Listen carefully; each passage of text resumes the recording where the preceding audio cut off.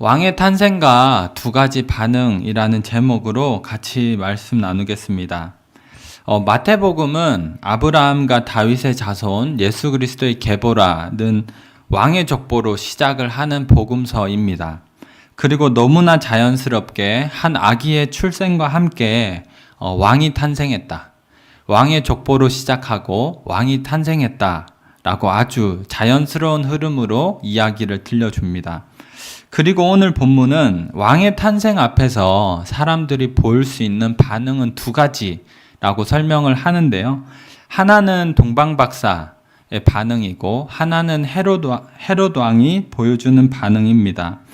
오늘은 동방박사와 헤롯 왕을 살펴봄으로써 왕의 탄생 앞에서 보일 수 있는 반응은 어떤 것인지 그리고 우리는 어떠해야 하는지에 대해서 함께 나누고자 합니다. 먼저 동방으로부터 온 박사들에 대해서 나누도록 할 텐데요. 이들은 어떤 사람들이었는지 그리고 왕의 탄생에 있어서 어떤 반응을 보이는지 두 가지로 나누어서 설명하겠습니다. 동방으로부터 온 박사들은 별을 연구하는 점성술사였습니다. 오늘 본문 2절에 보면 예수께서 유대 베들레헴에서 태어나시고 동방으로부터 온 박사들은 떠오르는 별을 보고 예루살렘으로 갑니다. 그러니까 별을 연구하는 사람들이었기 때문에 별을 보고 인도함을 받은 것이죠. 크레이그 키너라고 하는 신학자는 이 점성술사, 이 동방 박사들을 이렇게 설명합니다. 동방 박사들은 이방 종교를 믿는 점성술사로서 최고의 점성술사들은 동방에 살고 있었다는데 이견의 여지가 없었다. 톰 라이트라고 하는 신학자는 이렇게 설명을 합니다. 가로등이 없던 고대 세계 사람들은 밤하늘의 모습을 잘 알고 있었다. 특히 팔레스타인 지역의 동쪽에 있는 사람들은 하늘에 대한 연구를 예술의 경지까지 끌어올렸고 그들은 하늘과 땅이 서로 연결되어 있다고 믿었다라고 합니다. 이 두 신학자의 말을 종합해 보면 이 동방으로부터 온 박사들은 별을 연구하는 점성술사였는데 하늘을 읽어서 땅을 읽어내는 최고의 권위자였다라고 말을 할 수가 있습니다. 이것에 대해서 조금 더 자세하게 설명을 해보고자 합니다. 고대인들의 사고에 있어서는 하늘과 땅은 서로 분리된 존재가 아니었다라고 하는 겁니다. 하늘에서 일어나는 일은 땅과 연관이 있고 땅에서 일어나는 일은 또 하늘과 연관이 있었습니다. 예를 들자면 밤하늘에 보시면 여러 가지 별자리들이 있죠. 물론 우리는 이제 가로등이 있기 때문에 별을 보고 별자리에 익숙하지 않지만 고대인들에게 별자리는 상당히 익숙한 것이었습니다. 예를 들어서 이 정갈자리는 여름에만 보이고 오리온 자리는 겨울에만 보이거든요. 고대 어떤 사람이 이렇게 밤에 밤하늘을 보는데 정갈자리가 보이기 시작하는 거예요. 여름에만 보이는 별자리가 보이기 시작하는 거예요. 그러면 날씨가 더워지겠군 이라고 생각하겠죠. 그 반대로 오리온 자리, 이 겨울에만 보이는 오리온 자리를 봤다면 이제 날씨가 추워지겠다라고 생각을 할 것입니다. 그러니까 하늘에서 일어나는 일은 이 땅에서 일어나는 일과 연관이 있었다라고 생각을 할 수밖에 없었습니다. 제가 사진 한 장을 보여드리도록 하겠습니다. 여기는 체코 프라하에 있는 구시가지 광장인데요. 잘 보이실지 모르겠지만 여기 중간에 보시면 사람보다도 훨씬 더 큰 이 천문시계가 있는데요. 제가 확대해서 보여드리겠습니다. 이 천문시계가 이렇게 있는데 이게 1410년도에 제작이 된 시계입니다. 왼쪽에 있는 시계는 이 시간의 흐름에 따라서 태양과 달과 다른 천체들이 어떻게 움직이는가를 기록한 시계고요. 그 오른편에 있는 시계는 이 하늘의 흐름이 바뀌는 거에 따라서 우리는 어떻게 농사를 지어야 되는지 기록한 시계입니다. 그래서 이거를 합쳐보면 사실 이거는 농경시계라고 할 수 있는데 핵심은 하늘이 어떻게 변하는지에 따라서 농사를 어떻게 지어야 되느냐를 기록한 시계라고 할 수 있습니다. 우리나라도 똑같은 일을 했는데요. 이 경복궁 옆에 가면 이 국립고궁박물관이라고 있습니다. 거기에 가면 이렇게 큰 비석이 있는데 거기 안에는 이렇게 별자리를 기록해 놓은 것이 있습니다. 이 천상열차 분야 지도라는 별자리, 조선시대 별자리 지도인데요. 그 밑에 보시면 설명이 있는데 이렇게 설명을 해 놓았습니다. 고대의 제왕의 역할 중 하나는 하늘에 나타나는 천문 현상을 관측하여 그 운행을 알아보고 시간과 계절의 변화를 알아내어 때를 살피는 것이었다. 조선의 왕들도 태양과 달, 별과 행성의 운행과 같은 천문 현상을 관측하여 백성이 농사를 짓고 도움을 주고 하늘의 뜻을 파악하기 위해 노력하였다라고 합니다. 그러니까 뭐 서양이 되었든 우리나라가 되었든 핵심은 고대 사람들한테 있어서는 하늘의 변화를 통해서 이 땅의 일을 아는 것이 전혀 어색한 일이 아니었다라고 하는 겁니다. 혹시나 조금 어렵게 느껴지실 분들을 위해서 제가 정말 쉬운 예를 찾았는데요. 이게 어렵다 그러면 저는 더 이상 설명할 길은 없는데 뭐가 있냐면 우리나라 음력절기가 있습니다.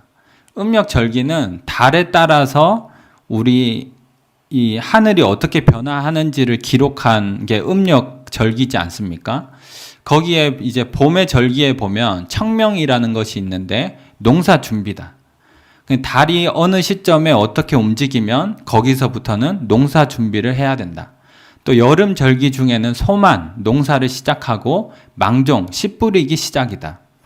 그러니까 우리나라의 음력 절기도 사실 우리에게 익숙하죠. 그 음력 절기는 하늘의 달이 어떻게 움직이느냐에 따라서 우리가 농사를 어떻게 지어야 되느냐. 그러니까 핵심은 하늘의 변화를 어떻게 읽어내서 이 땅의 일을 알 수 있을 것인가 라고 하는 겁니다. 여기서 더 나아가자면 고대 사람들은 계절의 변화뿐만 아니라 한 사람의 운명도 알 수 있다고 생각했어요. 그러니까 한 나라 전체가 추워지고 더워지고, 그러니까 한 나라의 어떤 계절의 변화를 하늘을 통해서 알 수 있다면 그 미비한 한 사람의 일이 왜 하늘에 기록되지 않았겠는가? 그리고 한 나라의 운명이 왜 하늘에 기록되지 않겠는가?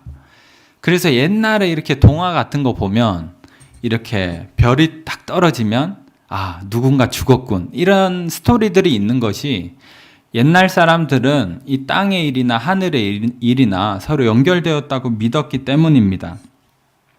그래서 여담이지만 오늘날 우리가 이제 보는 별자리 운세 같은 것들의 기원이 여기에 있다라고 말을 할 수가 있겠습니다.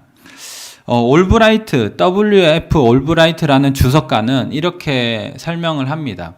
고대 사람들의 마음속에서 위대한 사람의 출생이 별을 보고 미래를 아는 사람, 그러니까 동방박사와 같은 이 점성술사죠. 그런 사람에 의해서 간파되지 않은 채로 넘어간다는 것은 상상하기 힘들었다는 것입니다. 위대한 사람이 태어나는 데 있어서 하늘에 아무런 별의 움직임이 없다라고 하는 것이 더 받아들이기 힘들었다라고 하는 것이죠. 이것이 고대인들의 사고이기 때문에 동방으로부터 온 박사들이 별을 보고 왕의 태어남을 알게 되는 것은 전혀 이상한 일이 아니었습니다. 그래서 오늘 본문 3절에 보면 사람들은 그 동방 박사의 말을 굉장히 진지하게 받아들이는 모습을 보여주는데요. 우리 3절을 한번 같이 읽도록 하겠습니다. 3절입니다. 시작. 헤로드 왕과 온 예루살렘이 듣고 소동한지라. 여기에서 소동했다라고 하는 이 단어는 헬라어로 타라소라고 하는 단어인데요. 마태복음 14장에 딱 한 번 더 쓰이는 단어입니다. 제자들이 이제 갈릴리 호수에 있는데 예수님께서 밤에 이렇게 와가지고 제자들이 유령인 줄 알고 깜짝 놀라는 그 장면에서 우왕좌왕할 때 쓰는 단어가 이 타라소라고 하는 단어입니다. 그러니까 예루살렘 사람들은 귀신을 보았을 법한 그 충격을 받았다는 것이죠. 동방 박사들이 왕으로 태어난 이를 찾았을 때 엄청난 충격을 받았다는 것입니다. 이것은 무엇을 보여주냐면 오늘날의 동방 박사들이 별을 보고 왕으로 태어난 이를 찾았다 그러면 너 빨리 집에 가서 잠이나 자라. 현대인들은 그러겠지만 고대인들은 너무나 당연했고 굉장히 진지하게 받아들였고, 그리고 동방 박사들은 별을 보는 전문가 아닙니까? 그러니까 굉장히 진지하게 그 말을 받아들인 나머지 굉장히 충격과 놀라움을 가졌다라고 하는 것입니다. 그래서 결국에 이 고대 사회에서 동방 박사, 이 동방으로부터 온 박사들은 굉장히 그 존재와 권위가 대단했다라는 것입니다. 여기까지가 첫 번째, 동방 박사들은 어떤 존재였나 하는 것에 대한 설명입니다.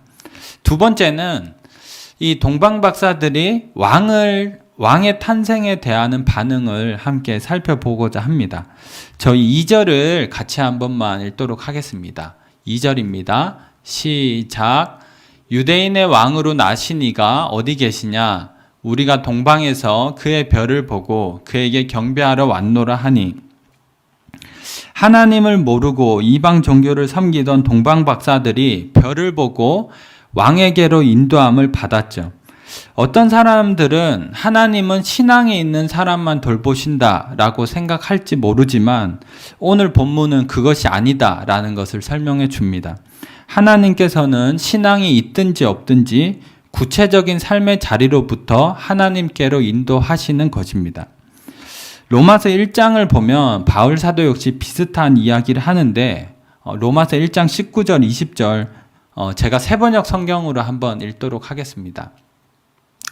하나님을 알만한 일이 사람에게 환히 드러나 있습니다.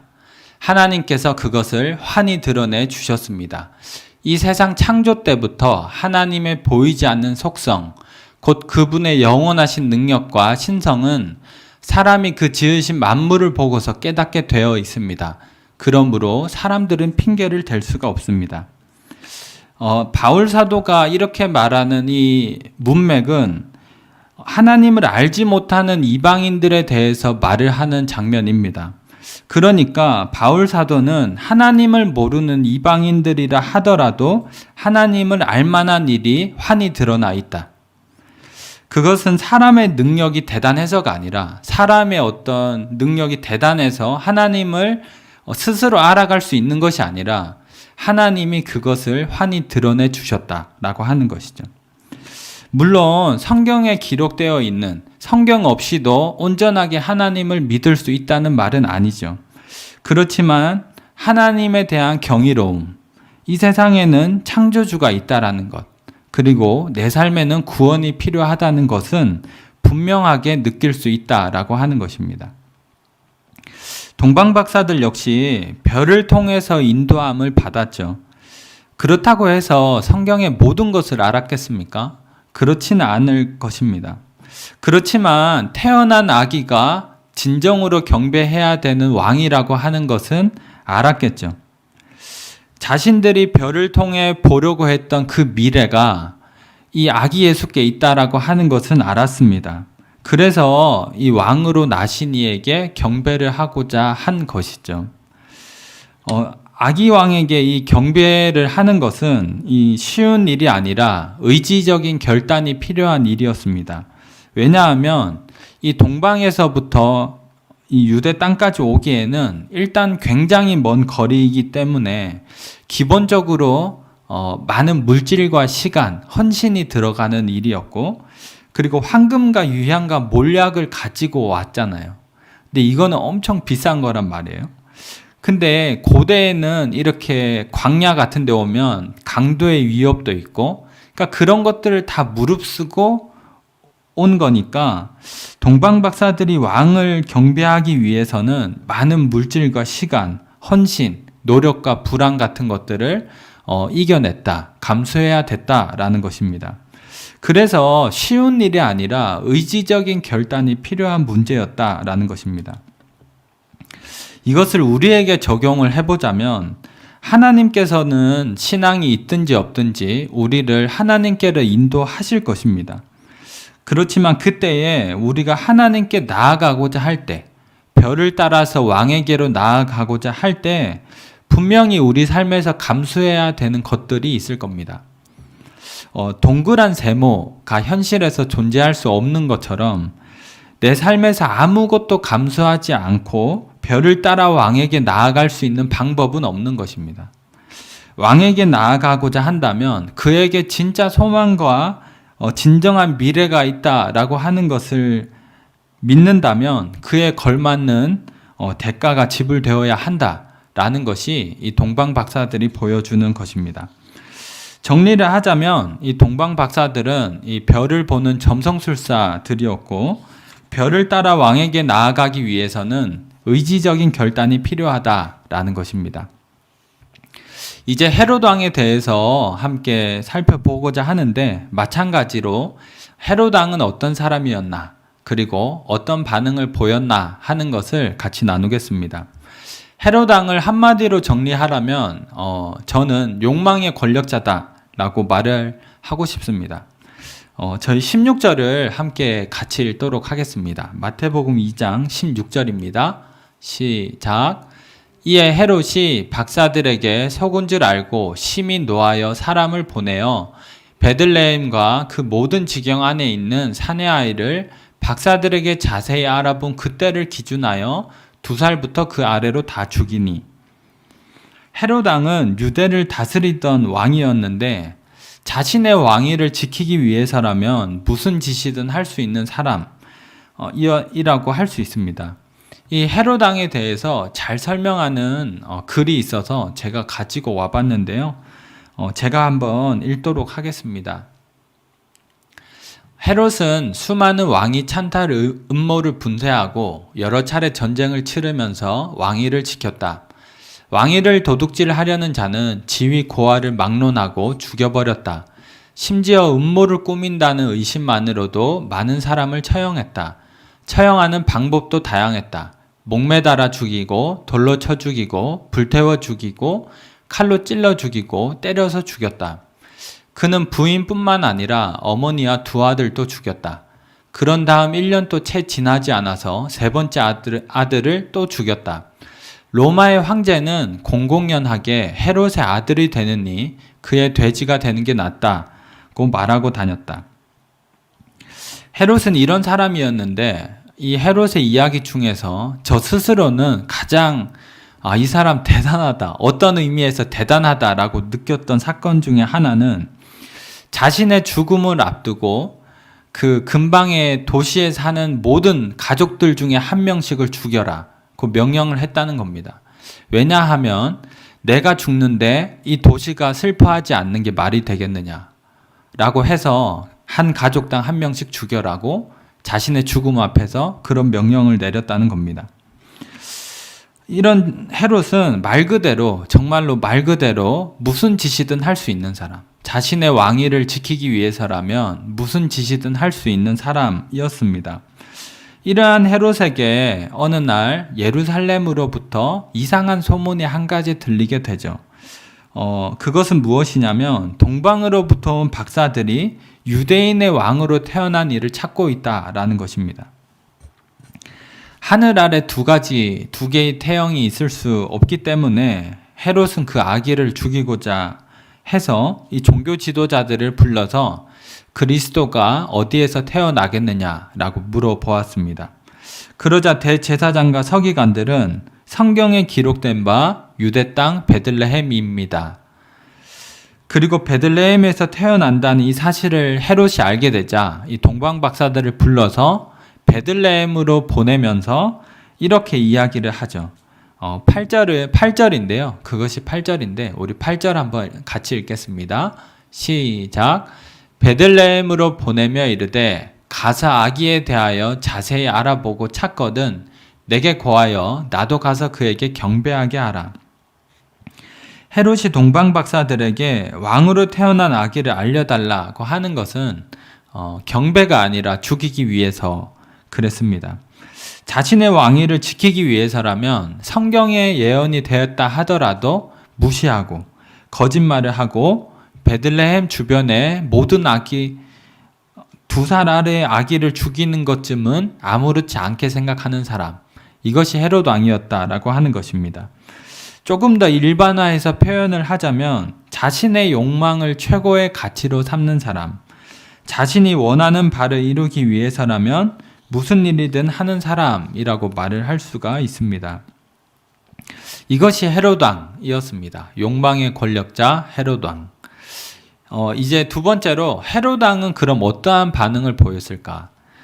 우리가 아까 읽었다시피 2장 16절에서 읽었다시피 죽이려고 들죠.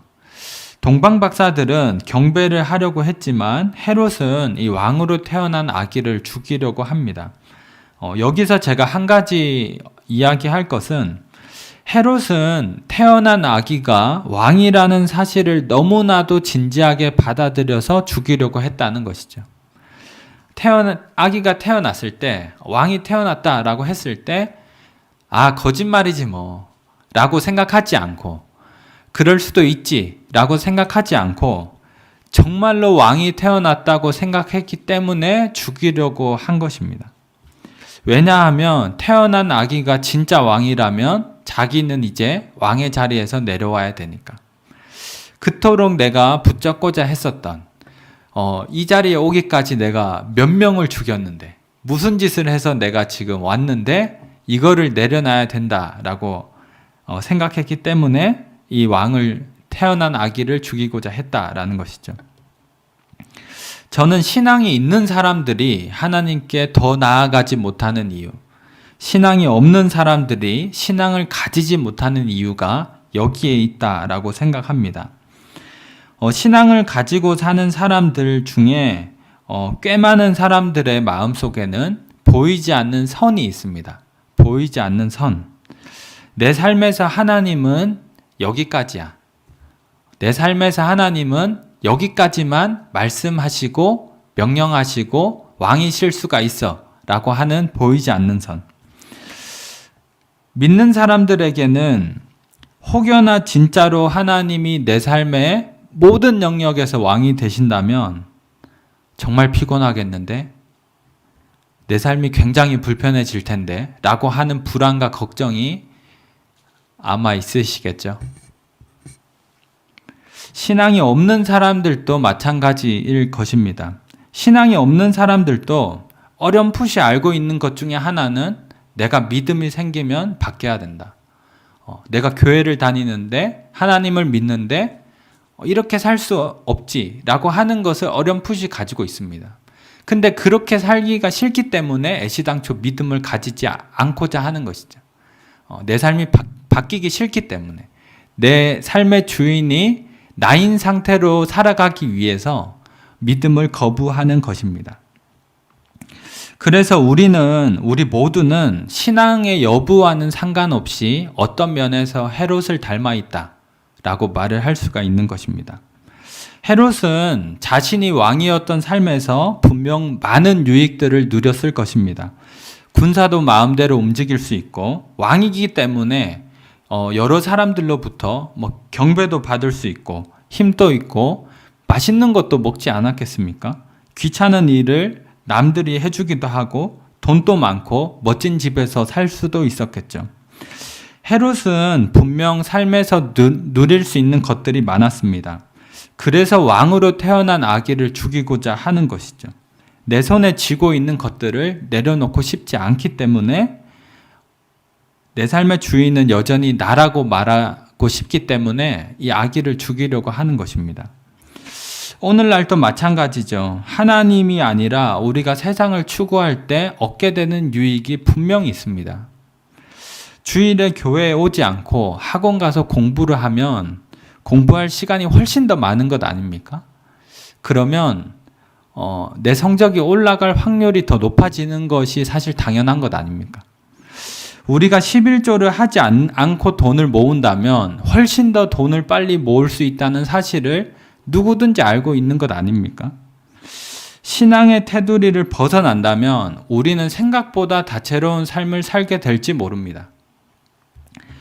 무자비하게 욕망을 추구한다. 그렇게 얘기하는 것이 아니라 양심에 찔리지 않는 선에서 우리의 삶이 더 다채로워질 수 있는 부분들이 있다는 것을 아실 겁니다.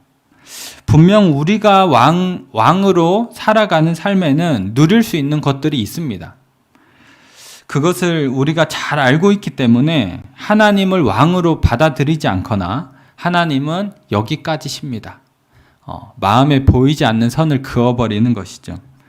내 손에 쥐고 있는 것들, 이것을 내려놓고 싶지 않기 때문입니다. 정리를 하자면 헤롯은 욕망의 권력자였습니다. 태어난 아기가 왕이라는 사실을 진지하게 받아들인 나머지 죽이려고 한 사람. 그러나 손에 쥐고 있는 것들을 내려놓고 싶지 않기 때문에 또 왕을 죽이고자 한 사람입니다. 이제 결론인데요. 결론입니다. 2000년 전에 어두운 밤에 조금은 같이 상상했으면 좋겠다라는 생각이 드는데 2000년 전에 어두운 밤, 아주 어두운 밤하늘에 별 하나가 탁 떠오르는 겁니다. 그리고 그 별 아래에는 뭐가 있느냐? 평범한 집 하나가 있고 그 집 안에 문을 열고 들어가면 한 아기가 구유에 누워 있습니다. 동방 박사들은 그 구유에 누운 아기들을 경배하고자 했고 아기를 경배하고자 했고 헤롯은 거부했습니다. 두 사람이 서로 다른 반응을 보였다라고 하는 것은 두 사람이 서로 다른 것을 보았다라는 것이 아닙니다. 동방 박사는 그 아기를 왕으로 보았기 때문에 경배했고 헤롯은 거짓말이라고 생각했기 때문에 죽이려고 한 것이 아닙니다. 오히려 두 사람 다 모두 왕이라는 것을 받아들였기 때문에 경배하고 죽이려고 한 것이죠. 동방 박사들은 이 아기에게 진정한 미래가 있다 라고 생각해서 경배한 것이고 헤롯 왕은 내 삶에서 잃어놓은 모든 것들을 잃어버린다는 생각 때문에 죽이려고 한 것입니다. 여러분들은 어떠하실까요? 그리고 나 자신은 어떠할까요? 예수님을 내 삶의 왕으로 받아들이는 것이 내 삶의 진정한 미래와 소망을 받아들이는 일이라고 생각하십니까? 아니면은 내 삶에서 잃어놓은 많은 것들을 잃어버리는 것이라고 생각하십니까? 프랑스의 철학자 블레즈 파스칼은 이런 이야기를 했습니다. 내가 신앙을 가졌다면 나는 지체 없이 쾌락을 버릴 텐데 라고 그들은 말한다. 나는 당신들에게 말하겠다. 당신들이 쾌락을 버리면 이내 신앙을 갖게 될 것이다.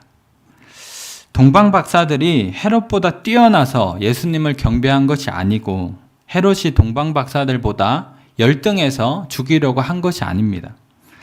왕을 경배하기 위해서 동방 박사들은 내 삶을 감수하겠다는 의지적인 결단이 있었고 헤롯은 내 삶에 움켜진 것들을 내려놓지 않고자 하는 의지적 결단이 없었기 때문입니다. 우리가 왕을 경배할 수 있게 되는 것은 우리의 삶의 모든 것을 바꿔줄 극적인 은혜가 있기 때문에 우리가 왕을 경배하게 되는 것이 아니라 우리가 움켜쥐고 있던 것들을 내려놓게 되면 우리는 그제서야 진정한 왕을 경배할 수 있게 되는 것입니다. 우리가 손에 쥐고 있는 것들, 정확히 제가 무엇이라고 말하긴 힘들겠지만 저도 마찬가지지만 나 자신은 그것을 알지 않습니까? 내가 하나님 앞에 여전히 붙들고 씨름하는 것들이 있다는 것. 우리 모두가 그것을 알 텐데 그것을 우리가 내려놓을 수 있다면 우리가 정말로 나의 삶의 어떤 한 부분이 아니라 하나님을 정말 내 삶의 모든 부분에서 왕으로 받아들일 수 있다면 우리는 마침내 동방 박사들이 보았던 예수님 안에 있는 그 소망을, 그 기쁨을, 그 평안을 보게 될 것입니다. 이 모든 은혜가 우리의 삶에 있기를 간절히 바랍니다. 그래서 우리가 단순히 예수님 앞에 나아갔을 때 불편하고 참 많은 것이 희생되는 것 같다. 그렇게만 느끼는 것이 아니라 정말 내가 이 대가를 지불하는 게 마땅하다. 왕에게 경배를 드리고 나의 귀한 것을 드리고, 왜냐하면 내 미래가 거기 있기 때문에, 내 진짜 소망이 있기 때문에 우리가 기꺼이 왕을 경배할 수 있게 되는 그런 은혜가 우리 모두에게 있기를 바랍니다.